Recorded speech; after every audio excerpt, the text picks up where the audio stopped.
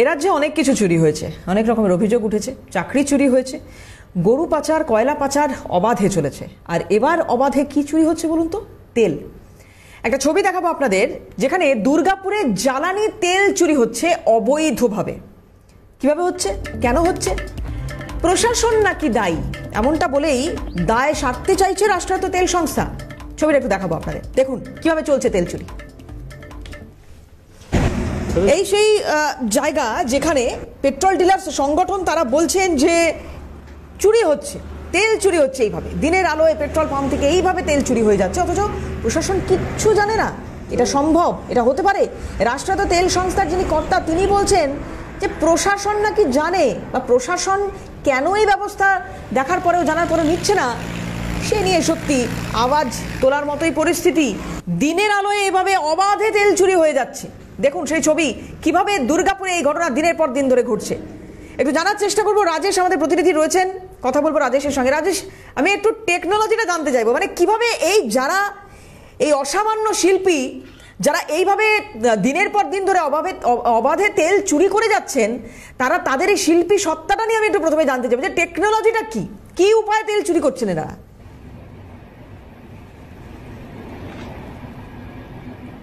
একদম তাই দেবারতী, শিল্পী সত্তা যেটা তুমি বলতে চাইলে, সে শিল্পী সত্তা কার্যত হার বানিয়েছে তথ্য প্রযুক্তিকে, অর্থাৎ উন্নত যে তথ্য প্রযুক্তিকে ব্যবহার করে, যে টেকনোলজিকে ব্যবহার করে তেল চুরির জন্য রাষ্ট্রায়ত্ত তেল সংস্থাগুলো তারা ই লকিং সিস্টেম শুরু করেছে। সেই ই লকিং সিস্টেম ভেঙে কিন্তু কার্যত এটা হচ্ছে বলে অভিযোগ উঠেছে। কি করে হচ্ছে প্রথমেই বলেছি, ই লকিং যেটা কি, সেটা হচ্ছে যে তেল সংস্থা থেকে তেল বেরোচ্ছে, অর্থাৎ যে টার্মিনাল থেকে তেল বেরোচ্ছে, সেই জ্বালানি গাড়ি যখন চলে যাচ্ছে যে পেট্রোল পাম্প ডিলার কাছে, তখন তার কাছে একটা ওটিপি পৌঁছচ্ছে, এবং ওটিপি পৌঁছানো মাত্র সেই ওটিপি দেওয়ার পরে কিন্তু এই ই লকিং সিস্টেমটা কিন্তু খোলা যায়। কিন্তু এই ক্ষেত্রে যেটা হচ্ছে সেটা হচ্ছে যে কোনো কারণে হোক এই গাড়ি কোথা থেকে আসছে বা কি থেকে আসছে এটা কিন্তু এখনো পর্যন্ত জানা যায়নি। কিন্তু যে গাড়ি আসছে পানাগড় মুরগাম যে হাইওয়ে, সেই হাইওয়ের ধারে যে একদম বাহারি ত্রিপল লাগিয়ে যেভাবে এই কাজ হচ্ছে, সেটা দেখা যাচ্ছে কি সেটা হচ্ছে ম্যানুয়াল পদ্ধতিতে হচ্ছে, এবং এটা হচ্ছে আরো বিপজ্জনকভাবে এই কারণে যে যখন তেলের যে ট্যাঙ্কার আছে সেই ট্যাঙ্কারের ওপরে দুটি ঢাকনা থাকে, দুটি ঢাকনার সঙ্গে কিন্তু একটি বড় রড যুক্ত করা থাকে। অভিযোগ যেটা উঠছে, যে ছবি তারা দেখা যাচ্ছে, সেটা দেখা যাচ্ছে গ্যাস কাটার, অর্থাৎ পুরো মেশিন দিয়ে গ্যাস কাটার যে ব্যবহার হচ্ছে, সেই গ্যাস কাটার দিয়ে ওই রডটাকে খুলে ফেলা হচ্ছে, অর্থাৎ একাংশ ভেঙে ফেলা হচ্ছে। এরপরে কিন্তু তেলটা বের করে নেওয়া হচ্ছে এবং তারপর গাড়ি তার গন্তব্যে পৌঁছচ্ছে। এখন পেট্রোলিয়াম ডিলার্স অ্যাসোসিয়েশনের যারা রয়েছেন রাষ্ট্রায়ত্ত সংস্থা, তারা বলছেন যে এই যে চুরি রয়েছে, এই চুরির জন্য তারা কিন্তু দীর্ঘদিন ধরে বলেছেন, এবং চুরি অনেকটা কমেছে। এটাও ঘটনা যে উন্নত যে টেকনোলজি যেটা রাষ্ট্রায়ত্ত সংস্থা ব্যবহার করছে, তাতে করে চুরি অনেকটাই কমেছে। কিন্তু ওই যে বলে চোরের 64 বুদ্ধি, এই বুদ্ধিকে প্রয়োগ করে কিন্তু অবাধে এই তেল চুরি হচ্ছে, এবং ইতিমধ্যে তারা প্রশাসনকে তারা জানাবেন, এরকম তো তারা বলেছেন। রাষ্ট্রায়ত্ত তেল সংস্থার যারা আধিকারিক আছেন তারা বলেছেন ইমিডিয়েট আমরা প্রশাসনকে জানাচ্ছি, এবং তাতে যদি অভিযান চালাতে হয় এবং তাতে যদি তাদের সহযোগিতাও প্রয়োজন হয়, তাহলে সেক্ষেত্রে তারা কিন্তু আরো তৎপর হবেন। এবং সঙ্গে আরেকটি কথা তারা বলেছেন, যে টার্মিনাল থেকে তেল যখন বেরোচ্ছে পেট্রোলিয়াম ডিলারে কিন্তু রাজেশ, আমি সেটা তো আসবো, কিন্তু যখন এই ছবি তুমি করছো সেই সময় কি হলো, মানে কোনো বাধার মুখে তোমাদের পড়তে হলো না? আমি কেন এই কথা বলছি, কারণ এই যে স্মাগলার, যিনি এই ঘটনা ঘটাচ্ছেন, তিনি ধরা পড়ে যাচ্ছেন, খুব স্বাভাবিকভাবে তিনি চাইবেন যে তার মুখ যেন কোনোভাবেই ক্যামেরায় ধরা না পড়ে। কি বলছেন? ক্যামেরা সরাতে বলছেন ওই স্মাগলার, শুনুন।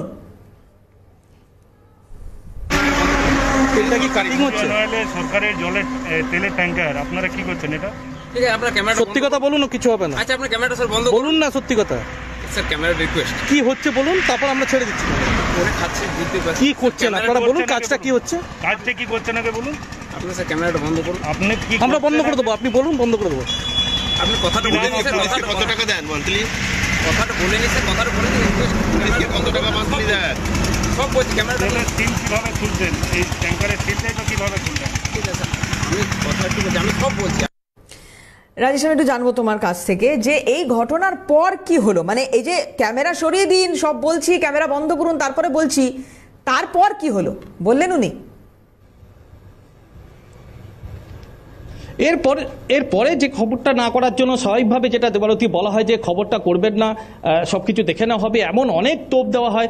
এবং তারপরে যেটা করা হলো সেটা হচ্ছে যে এটা কিন্তু আস্তে আস্তে ওই জায়গা থেকে সরে গেল। অর্থাৎ এই যে পগার পা হয়ে যাওয়াটা, এটাও কিন্তু একটা ঘটনা যেটা কিন্তু বারবার করে প্রমাণ দিচ্ছে তাহলে যে বাহারি ত্রিপল, মানে বিভিন্ন কালারের ত্রিপল দিয়ে রাস্তার দুপাশে যে তেল কাটিং এর কাজটা চলছে এবং অবৈধভাবে যেটা কাজটা চলছে সেটা কিন্তু প্রকাশ্যে দিনের আলোয় চলছে। শুধু তাই নয় দেবারতী, এটা কিন্তু আরো বিপজ্জনক। এই কারণে এই অভিজ্ঞতা শিকার কাপসা এলাকার মানুষ রয়েছেন, সেটা হচ্ছে যে এই যে তেল কাটিং করতে গিয়ে যদি কোনো কারণে এই জ্বালানি দাহ্য পদার্থ যদি জ্বলে যায়, মানে অর্থাৎ যদি আগুন লেগে যায়, তাহলে এর দায় কে নেবে? এটাও কিন্তু একটা বড় প্রশ্ন, যে যারা বলছে আজকে এখানে এই কাজগুলো করছে তাদের যদি কোনো বিপদ হয় দায় কে নেবে? এবং তৎসংলগ্ন এলাকা, বলে রাখি যে ওই এলাকায় কিন্তু জনবসতিপূর্ণ এলাকা শুধু তাই নয়, এবং আরো বেশ কিছু গুরুত্বপূর্ণ জায়গা রয়েছে এবং এয়ারবেস সিস্টেম রয়েছে এখানে, পানাগড় সেনা ছাউনি রয়েছে। সুতরাং যদি কোনো দুর্ঘটনা ঘটে যায় তাহলে কিন্তু তার দায় কে নেবে? এই বিষয়টা কিন্তু বারবার করে উঠে আসছে এই ঘটনার জন্য। এবং ইতিমধ্যে পুলিশ প্রশাসনের পক্ষ থেকে বলা হচ্ছে যে তারা লাগাতার অভিযান শুরু করবেন। ইতিমধ্যে তারা বলেছেন খুব তাড়াতাড়ির সঙ্গে তৎপরতার সঙ্গে তারা কাজ শুরু করবেন। এবং যারা রাষ্ট্রায়ত্ত তেল সংস্থা আধিকারিক তারা তো প্রথম থেকে বলছে যে এই দায় তাদের নয়, এই দায় নিয়ে তারা বারবার করে তারা পুলিশকে নিশ্চয়ই আগামী দিনে চিঠি করবেন, তারা বৈঠকে বসবেন, দরকার পড়লে আমি তাদের প্রতিক্রিয়াও একটু শোনাবো রাজেশ, কিন্তু তার আগে একটা বিষয় এখানে খুব গুরুত্বপূর্ণ হয়ে দাঁড়াচ্ছে। এই যে রাজ্য জুড়ে এত দুর্নীতি, যারা অপরাধ করছেন, যারা অন্যায় করছেন, অবশ্যই তাদের বিচার হোক, তারা শাস্তি পাক, কিন্তু এই দুর্নীতির কি একটা অন্যতম কারণ এটা হতে পারে, যেটা আমরা দেখেছিলাম যে রিজার্ভ ব্যাংক নিয়ে যখন এই খবর সম্প্রচার করেছিলাম যে পেটের দায়ে এই ধরনের ন্যাক্কারজনক ঘটনা ঘটাতে বাধ্য হচ্ছেন ওনারা। এক্ষেত্রে যারা তেল চুরি করছেন এইভাবে প্রকাশ্যে, তারাও কি কোনো দুর্নীতি করছেন, কোনো অভাবের শিকার হচ্ছেন তারা? এই কথাটা দেবারতী, এই কথাটা তাকে জিজ্ঞেস করেছিলাম, তখন তারা বলছে পেটের তাগিদে আমাদের এটা করতে হচ্ছে, উপায় নেই, কি করবো, পেটের তাগিদে এটা করতে হচ্ছে, তারা এই সাফাইটা দিয়েছেন। আর যেটা হচ্ছে পেট্রোলিয়াম ডিলার্স অ্যাসোসিয়েশন যেটা বারবার করে বলছে, বিশ্বদীপ রায়চৌধুরী যিনি একটি রাষ্ট্রায়ত্ত তেল সংস্থার যিনি রাজ্যের সংগঠনের সহসভাপতি, তিনি যেটা বলছেন যে এইভাবে যদি চলতে থাকে তাহলে কিন্তু তাদেরকে একটা বড় আর্থিক ক্ষতির মুখে পড়তে হচ্ছে, এবং যে ক্ষতির মুখে পড়ে তারা কিন্তু বিপর্যস্ত হয়ে পড়ছেন। এবং আগামী দিনে তারা বলছেন যে তারা ইতিমধ্যে তারা ডেপুটেশন দেওয়ার পরিকল্পনা শুরু করেছেন। তারা বলছেন খুব তাড়াতাড়ি আমরা চিঠি দেবো, কিন্তু লিখিতভাবে চিঠি দেবো। তারা বারবার করে বলছেন যে উন্নত যে তথ্য প্রযুক্তি অর্থাৎ লকিং সিস্টেম করে চুরি অনেকটা রোকা গেছে, কিন্তু ওই যে চোরের 64 বুদ্ধি, এতে কিন্তু অনেকটা ক্ষতির মুখে তাদের পড়তে হচ্ছে। কারণ আপনি যখন গ্যাটের টাকা খরচা করে যখন তেল ভরছি গাড়িতে, তখন কিন্তু এরা দিব্যি কিন্তু সেই তেল ঘুরপথে। রাজেশ, আমি একটু বিরত করি তোমাকে। এই তেল কোম্পানির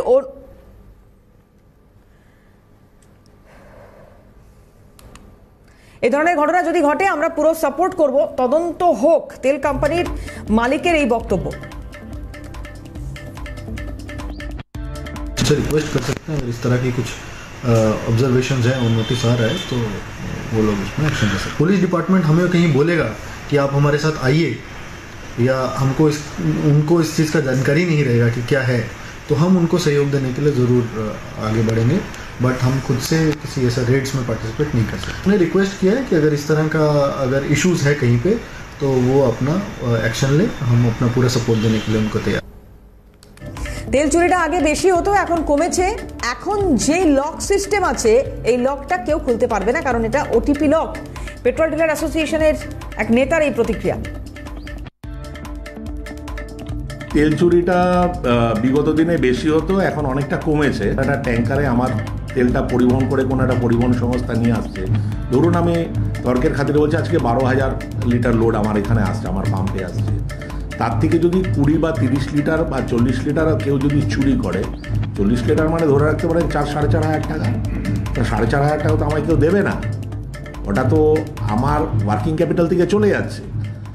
তাহলে যদি মানে 10 টাকাও কেউ যদি চুরি করে সেটা তো আমার যাচ্ছে। আমাদের যা সমাজ ব্যবস্থা, এখানে তো চোরের তো অভাব নেই। বাংলায় একটা কথা আছে না, চোরের 64 বুদ্ধি, সে নানান উপায় বার করে। কিন্তু এখন যা লকিং সিস্টেম, এই লকটাকে কিন্তু খুলতে বা বার করতে পারবে না, কারণ এটা ওটিপি বেসড লক। মালিকের কাছে ওটিপি আসবে, অন্য কারোর কাছে আসবে না। রাজেশ, আমি এই বিষয়টা তাহলে বুঝলাম না যে উনি যখন বলছেন এই কথা যে ওটিপি লক আছে, তাহলে তেলটা চুরি হচ্ছে কি করে? উন্নত প্রযুক্তিতে তেল চুরি হওয়ার কথা নয়। হ্যাঁ, এই প্রশ্নটা উঠছে যে যদি ই লকিং সিস্টেম থাকে তাহলে এরা কারা, এরা কিভাবে ই লকিং সিস্টেমটাকে ভাঙছে। কিন্তু ওই যে বললাম প্রথমেই যে এরা যেটা করছে সেটা হচ্ছে যে একদম তেলের যে ট্যাঙ্কার তার উপরে উঠে যাচ্ছে এবং ট্যাঙ্কারে ওঠার পর যে দুটো ঢাকনা থাকে সেই দুটো ঢাকনার মাঝে দিয়ে একটা বড় রড থাকে, এই রডটা গ্যাস কাটার দিয়ে কেটে ফেলছে এরা। এই কেটে ফেলার পরে কিন্তু যাবতীয় তেলটা চুরি হচ্ছে। এখন প্রশ্ন হচ্ছে যেটা রাষ্ট্রায়ত্ত তেল সংস্থাগুলো বলছেন যে এই চুরি অনেকটা রুখে গেছে ই লকিং সিস্টেম করে, এবং মাস্টার কিও থাকে এখানে। দেবারতী বলে রাখি যে তেল টার্মিনালের কাছে একটা মাস্টার কি থাকে, একটা মাস্টার কি থাকে ডিলারের কাছে। অর্থাৎ ডিলারের কাছে যখন পৌঁছলো সেই এই যে টোটাল যে সিস্টেমটা, সেই সিস্টেমটা পৌঁছানোর পরই কিন্তু তার কাছে একটা ওটিপি আসে, এবং এই সিস্টেমে যদি কোনো রকম সমস্যা হয় ওই মাস্টার কি দিয়ে কিন্তু ই লক যে সিস্টেমটা আছে, মানে অর্থাৎ তেলের যে লকের যে ব্যাপারটা রয়েছে সেটা কিন্তু খোলা যায়। ই লকিং না, এটা ম্যানুয়ালি করা যায়। এবং এখানেও একটা কথা বলে রাখি দেবারতী, সেটা হচ্ছে যদি কোনো কারণে পেট্রোল ডিলার যারা রয়েছে তারা যে এই মাস্টার কিটা হারিয়ে ফেলেন তার জন্য তাদের কাছে পেনাল্টি আছে, অর্থাৎ তাদেরকে জরিমানা দিতে হয়। এটাও একটা গুরুত্বপূর্ণ বিষয়। মানে অর্থাৎ চুরি রোখার জন্য রাষ্ট্রায়ত্ত তেল সংস্থা কিন্তু একদমই এটা ঘটনা সত্যি যে অনেকটা চেষ্টা করছেন এবং তৎপরও তারা হয়েছেন। কিন্তু প্রশ্ন যেটা হচ্ছে তারপরেও কিন্তু এই চুরির কাণ্ডগুলো ঘটছে, এবং এইটা নিয়ে যথারীতি তারা পুলিশের কাছে তারা দরবার করবেন, প্রশাসনের কাছে তারা দরবার করবেন, এর আগেও তারা করেছেন এবং এখনো আবার করবেন, এমনটা তারা জানিয়েছেন। এখন দেখার বিষয় আগামী দিনগুলোতে কি ছবি ধরা পড়ে।